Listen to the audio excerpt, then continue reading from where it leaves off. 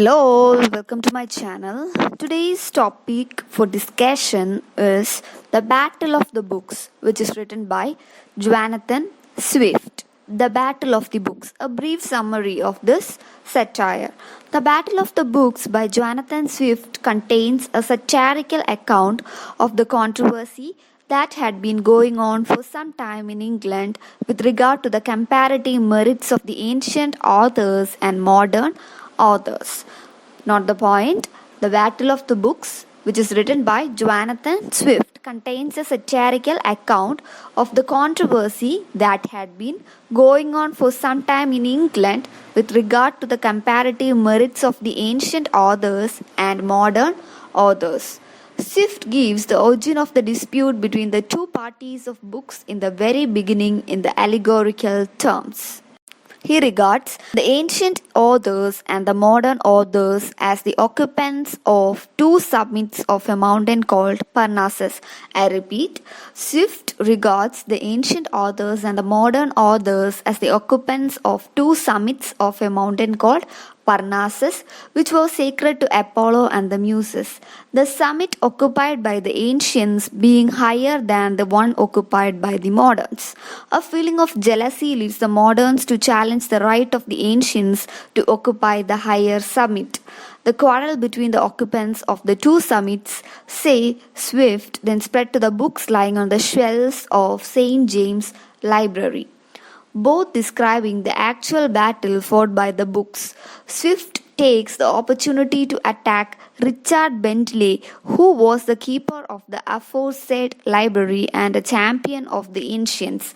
Swift satirizes Bentley for his discourtesy towards those who wanted to borrow books or manuscripts from the library, and for his inability to think clearly or to keep the library books in a proper order. Swift then returns to the books themselves and the dispute which was taking place between them. One of the ancients says Swift had tried to settle the matter by arbitration but had failed in his effort to assuage the tempers. The ancient author had pointed out that the writers belonging to his side were really wiser than those of the modern times and that they were entitled to greater respect because of their antiquity.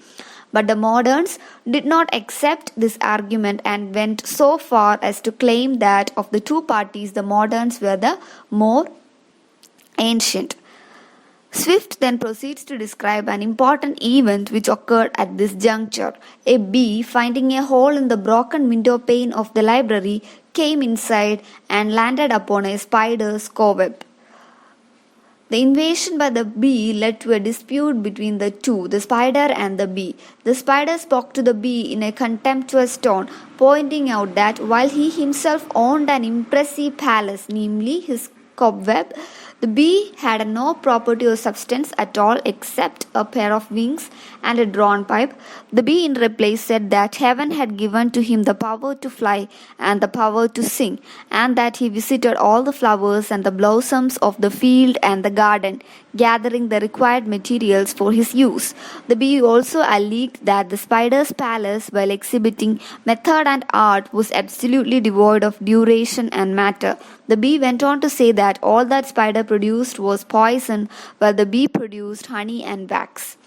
Aesop now speaks and states that whatever the bee had said in favor of himself could be applied to the ancient authors, and whatever the bee had alleged against the spider could be applied to the moderns. According to Aesop, the moderns have no real grounds for boasting of their genius or their inventions, because even if they possess method and skill, they have only produced works which will soon be forgotten, because the materials of which those works are made have come out of the authors themselves and are therefore no better than dirt. The moderns cannot claim to any genuine productions of real value. Much in their work can be described as mere wrangling and satire, which may be compared to the spider's poison. As for the ancients, they have their imaginative flights and their language. The ancients collected their materials from every corner of nature, and they have produced works full of honey and wax which have contributed to mankind two of the noblest things, which are sweetness and light. Swift then goes on to mention the books which took part in the battle. However, instead of naming the books by their titles, the name of the authors of the books which took part in the fight when two armies of warriors had thus got ready for the battle, Fame, who had at one time an important position in the library, flew up straight to the chief god Jupiter and gave him a faithful account of what was happening below on the earth. Jupiter immediately called a meeting of the gods and goddesses in order to decide upon a course of action. However, there being a difference of opinion among the gods and goddesses, Jupiter privately consulted the Book of Fate and gave appropriate orders to his agents to go down to the library and manipulate events in accordance with those orders. Momus, the god of jealous mockery, who at the conference of the gods and goddesses had taken the side of moderns, now enlisted the support of a goddess known as Criticism. This goddess was very malignant and she lent her full support to the moderns.